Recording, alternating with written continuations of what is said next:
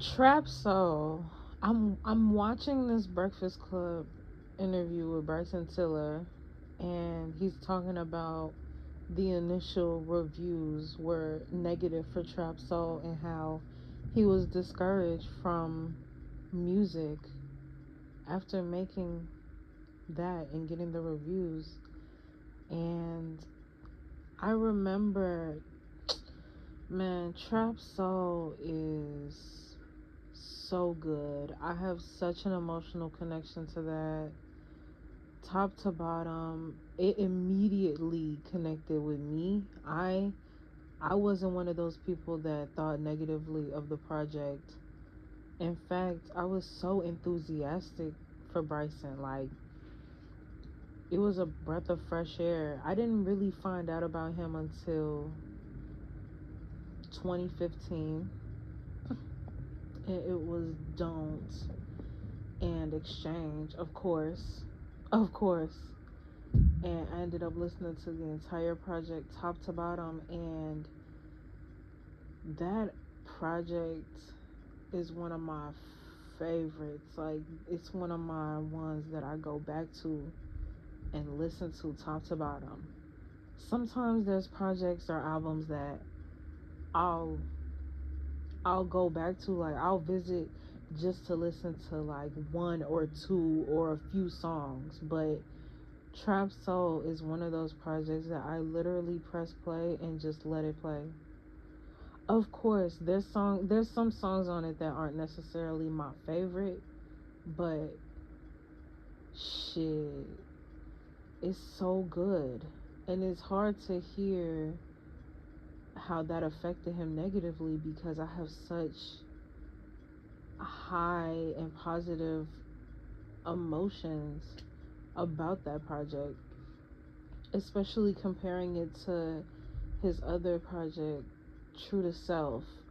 I could I could tell he wasn't fully in it. Like, when he dropped it, I was so excited, but when I listened to it, I was one of those people that was unimpressed with it, because there were some people that loved it and ate it up, and there were some people that were like, no. And I was one of those people that was like, no, I'm not feeling this. I wasn't feeling the heart. I wasn't feeling the soul. Like, it wasn't connecting with me in that way. And it's not like to the point where I wanted to compare. I don't like comparing projects from artists because I know that they're moments. I don't like ranking. I don't like comparing. Of course, I may favor some more than others, but I don't necessarily want to rank. But of course, like, I'll entertain it, but not really.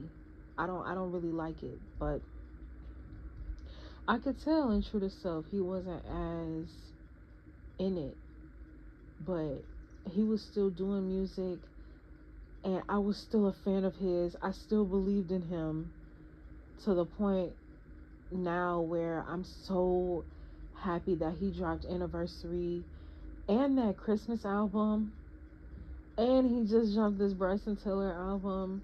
And hey, I think some people, it's hard because people love to compare projects and moments in time, and I don't feel like people should compare any of his work. So when it comes to this Bryson Tiller album that came out, I I enjoy it.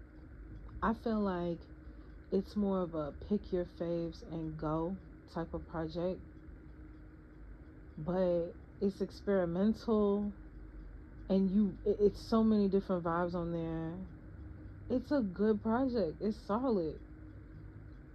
Of course, there's some songs that I'm not feeling, but like, all in all, I still admire his artistry. But of course, he doesn't even want to stay in the music industry. So I'm definitely gonna admire and be thankful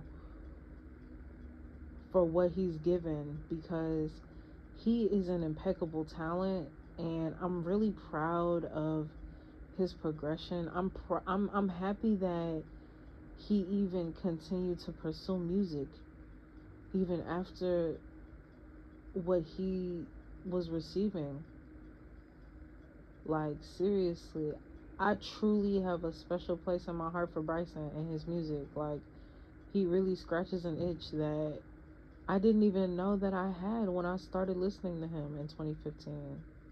And I haven't stopped, and I won't stop, and I'm gonna continue to support him. Because as of right now, he's unproblematic and creative. So, that was just a short little something. But keep living.